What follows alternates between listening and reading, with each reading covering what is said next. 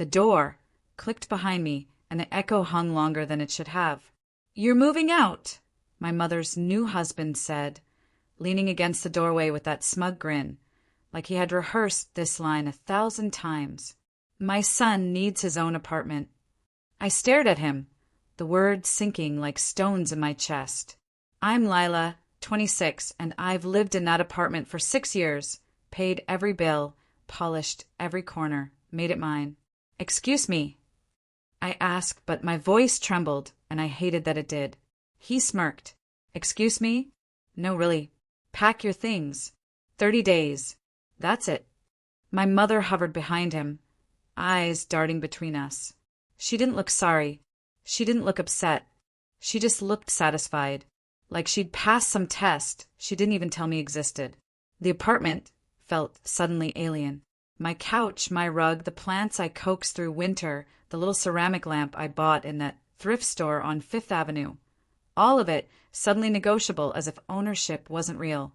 As if the years of bills, of meals, of late-night laughter and heartbreaks could be erased with a sentence. "You still wear that perfume," he said, and it caught me off guard. I froze, not because of the perfume, but because it was the first time he'd spoken to me like I existed, like I mattered. And it stung. I wanted to scream, but silence felt louder. I began pulling boxes from the closet, stacking dishes into cardboard squares, wrapping lamps in old newspapers. Each object I touched reminded me of the life I had built, of the memories he couldn't take, even if he thought he could. Have you ever had family cross your boundaries? Let me know in the comments.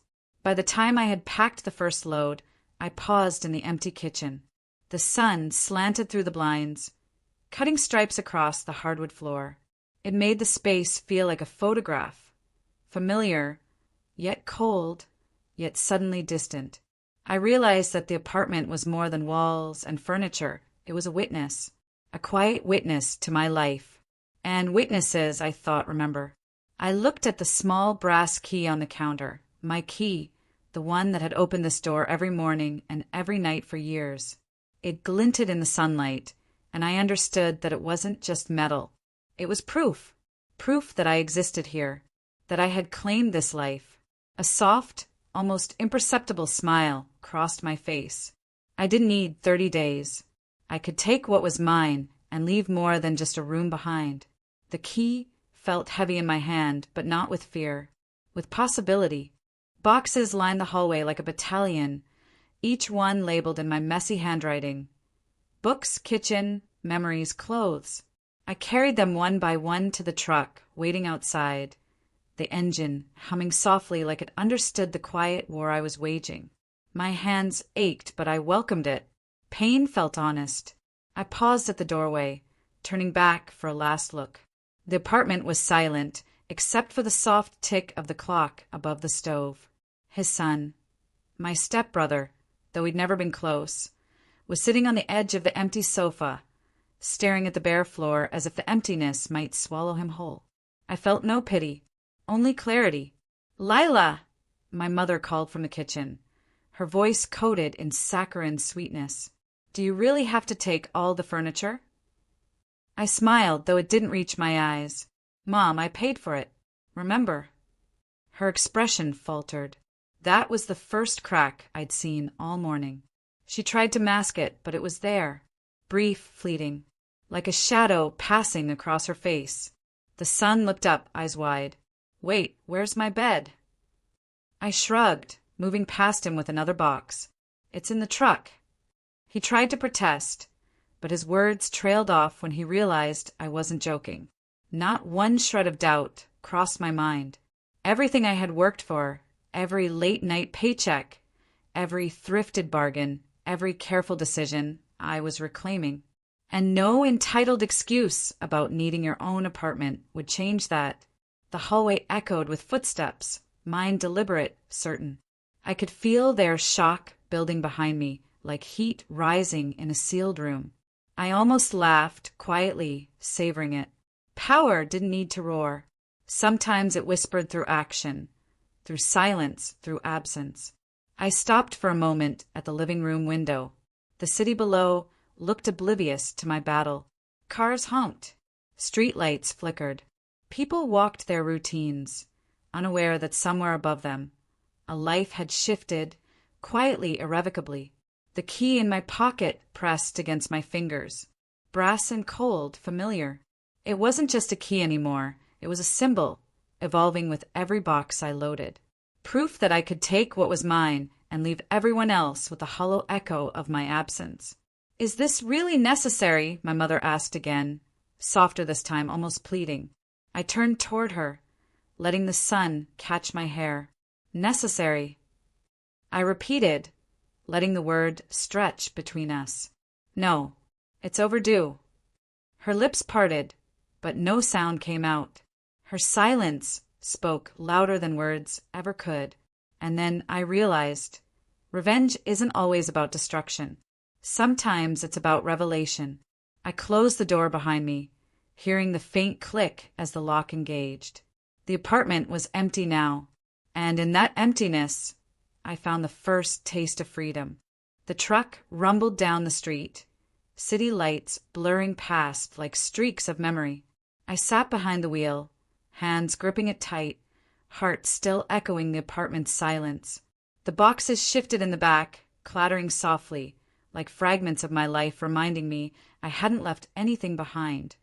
Not my past, not my pride. I glanced in the rearview mirror.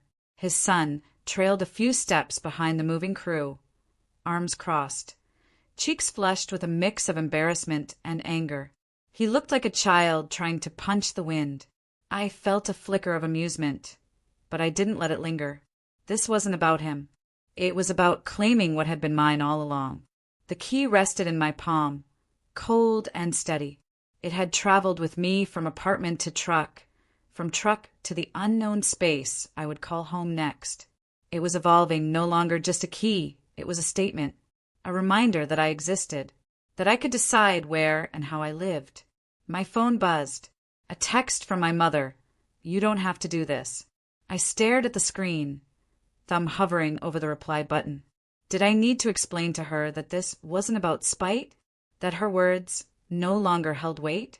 Instead, I typed, "I do." Sent. And I didn't look back. The truck stopped at the new place, smaller but mine. Bare walls, empty rooms, and the soft echo of potential. I opened the back, and one by one I carried boxes inside. The furniture would come next, but for now, the silence was enough. The apartment welcomed me with open arms, unfamiliar yet familiar. I set the first box down and lingered.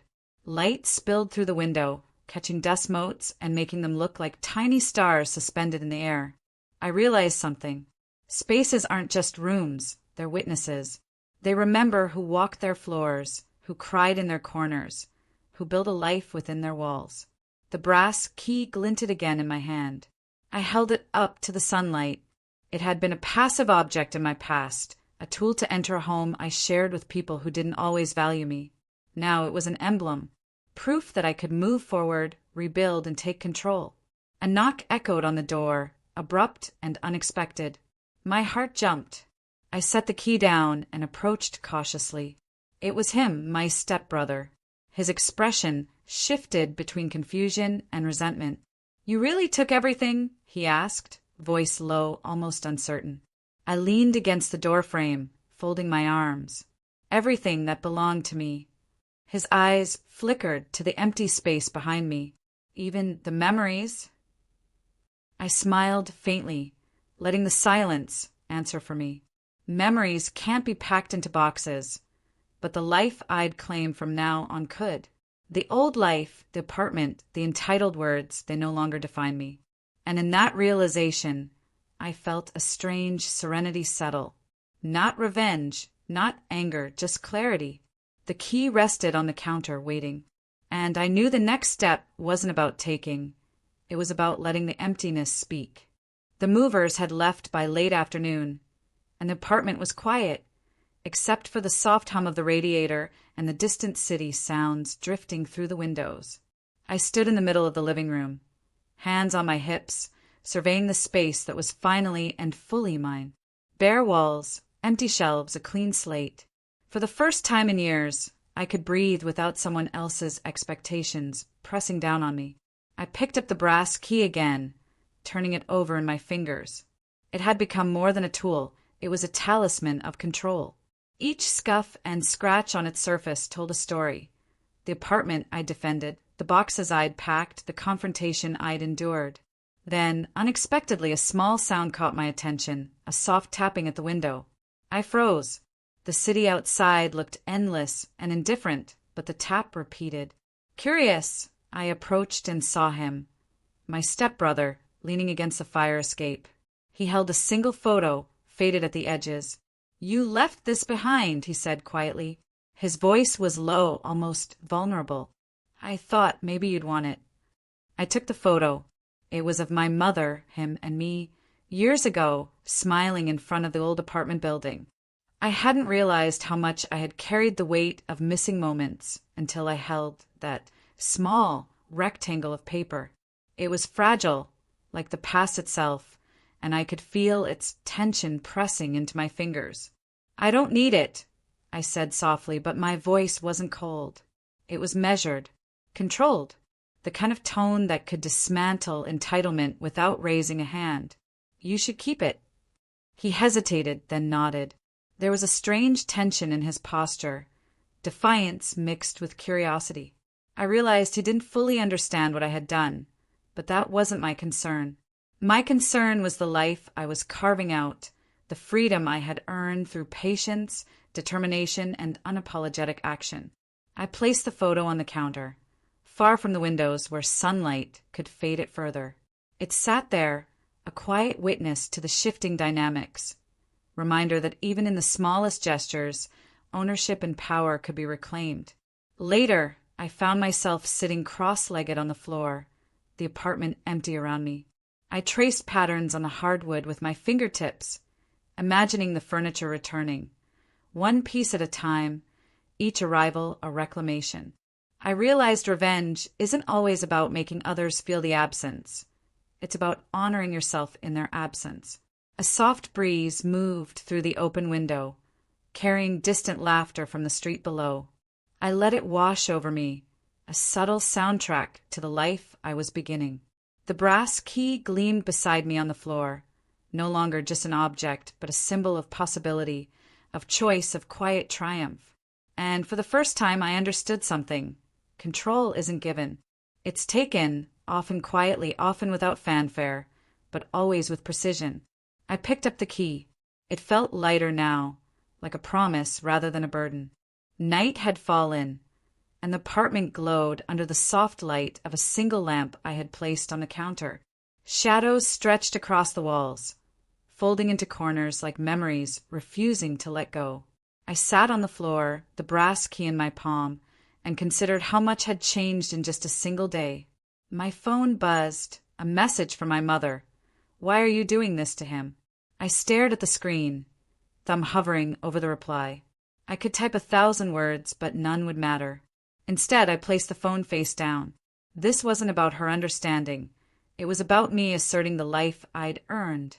I moved toward the window, watching the street below. The city hummed, alive and unaware. Somewhere, my stepbrother probably still lingered in the empty apartment I had stripped bare, feeling the absence I had left behind. A part of me felt a pang of guilt. Another part felt satisfaction, not cruelly, not vindicatively, but with the quiet pride of someone who refused to be erased.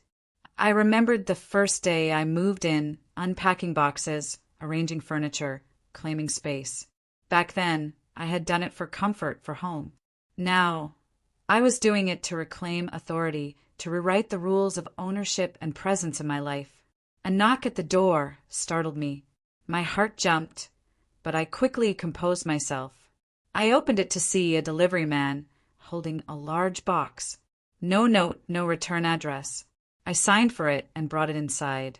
Inside was a framed letter, elegant, the ink a rich black. I unfolded it carefully. Lila, you have always known your worth, even when others doubted it. Keep claiming your space, your life, your truth. No signature, no hint of sender, but it didn't matter. The message was clear, My actions had already resonated, silently, in ways I hadn't anticipated.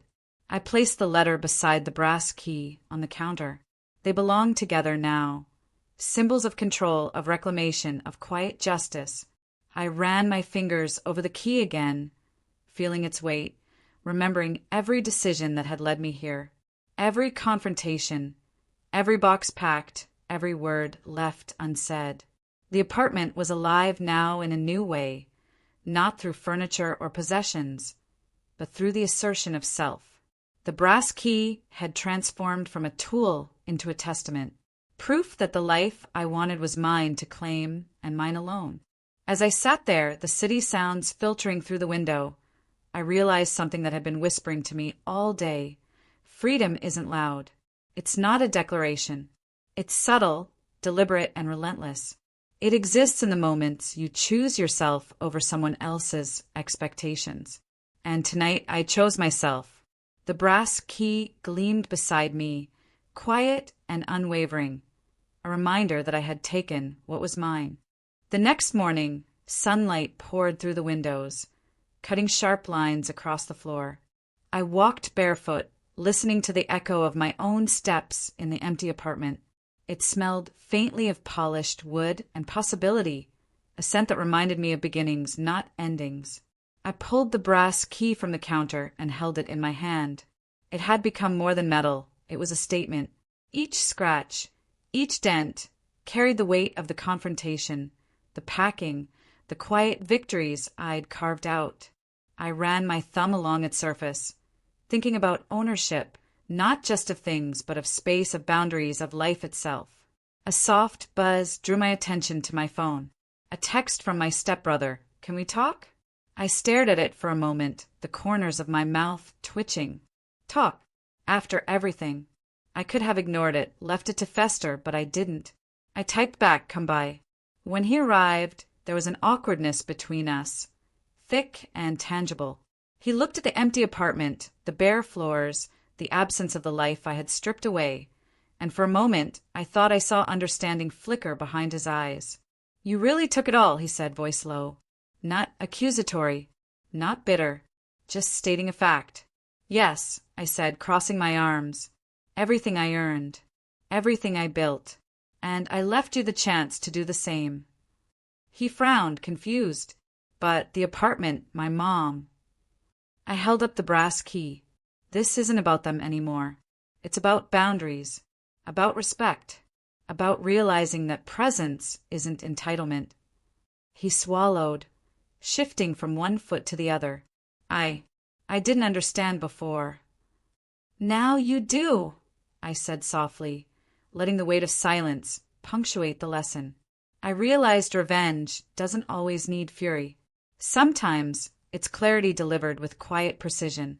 We stood there in the sunlit apartment, the city humming outside, the brass key gleaming between us. It had traveled with me, marking each step of the reclamation, each assertion of self. Now it bridged a moment of understanding, too subtle to be noticed by anyone else, but undeniable in its truth. He nodded slowly, as if coming to terms with the reality of boundaries and respect. And for the first time, I felt a flicker of something unexpected connection. Not the forced kind, but the one that emerges when someone finally grasps the consequences of their assumptions, when the scales tip and the silence teaches what words cannot. I set the key on the counter, and for a moment, it reflected the sunlight like a beacon. I didn't need to say anything else. It had already spoken for me, and in that quiet, sunlit apartment, I understood. Sometimes the most potent revenge isn't anger. It's ownership, clarity, and the calm knowledge that you can take what is yours and leave the rest to reckon with it. The city outside moved on unaware, but I didn't.